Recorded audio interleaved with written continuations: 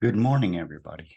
I wanted to do a real quick, slightly sloppy thing about compulsive thought, choice, preference, and judgment. Um, because I'm seeing with new clarity in my own life that those things, compulsive thought, choice, preference, and judgment, they're not free. They're not free. There is a cost involved when you allow egotism to sort of work in that way.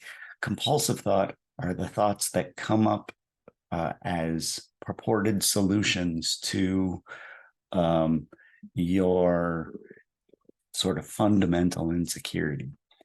Uh, I have an uncomfortable emotion that I'm feeling this morning, so I think I'll have 5 cups of coffee. Uh, or I have an uncomfortable emotion, so I think I will exalt myself over this other person at work who clearly does a worse job than me. Um, all of those types of things are inappropriate or excessive reactions to sort of fundamental insecurity, which don't really solve the fundamental insecurity. They just sort of mask it for a while, and then it's still there when you uh, get honest with yourself. Choice is not free. Every time you choose, you are opting for one thing over and against something else. Sometimes what you lose out on by making a choice is, it's good luck, sayonara. And I'm glad that that other choice is out of my life. On the other hand, sometimes when you're choosing between two goods, um, choice can foul up your mood, right? Because what you did not choose is a genuine loss. Um, Preference. Let's talk about that for a bit. Preference is the kind of thing that can absolutely ruin things as they are, because you're constantly comparing what you would like to things as they are. And things as they are, they're inevitably going to be a mix of some involuntary suffering and some legitimate benefits. Um, and that situation will never quite stack up to this idea you have in your head, which is what you would prefer. So preference can cause a lot of disappointment just because you're setting up an expectation that is inevitably not being realized, and then um, it creates disappointment. Judgment. This is the real stuff, right? That made me want to do this very short talk. Judgment. If you judge others, you're engaging that part of your brain that evaluates things. Uh, I suppose that's important for survival on some level. That's why it's around in the first place. But if you judge others, particularly if you judge them harshly, watch what happens, because you'll still be doing it after whatever the situation you were judging resolves, right? It'll continue in your head. Um, and then you'll go home, you'll sit alone, and what'll happen? That impulse to judge, you'll turn it on yourself because it's still functioning.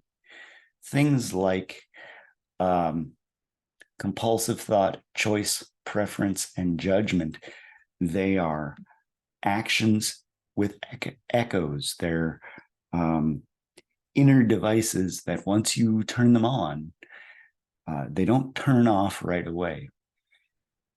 So if you judge others, watch what'll happen. You'll be at home sitting alone, unable to deal with stressors you can't control, and you'll turn your blame, shame, resentment, remorse impulse on yourself. right?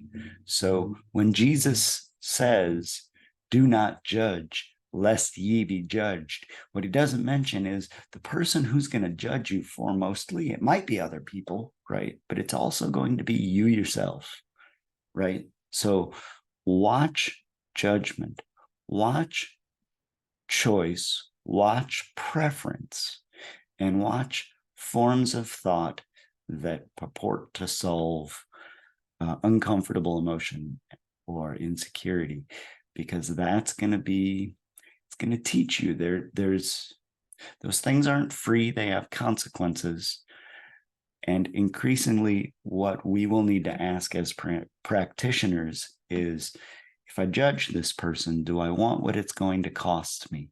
Do I want to be sitting later and judging myself because my mind won't sit down, right? If I have a preference, do I want what my preference is going to cost me? Do I want my ability to appreciate things as they are absolutely fouled up because I'm disappointed? Do I want, if I make a choice, to not have whatever I have not chosen? Or can I sit back and just receive everything as it is? And again, like compulsive thought, y'all, that's just not good news, right? It can lead to cycles of addiction that are really, really hard to get out of, and really like lifelong journeys to get out of. So just remember, the things that we do aren't free. There are consequences, and we really need to think critically about whether, for the sake of our own serenity, we need to look differently at compulsive thought, choice, preference, and judgment, and maybe just do some real strategizing as to what can be done to deal prudently with those things. That's all for today. Y'all have a good day.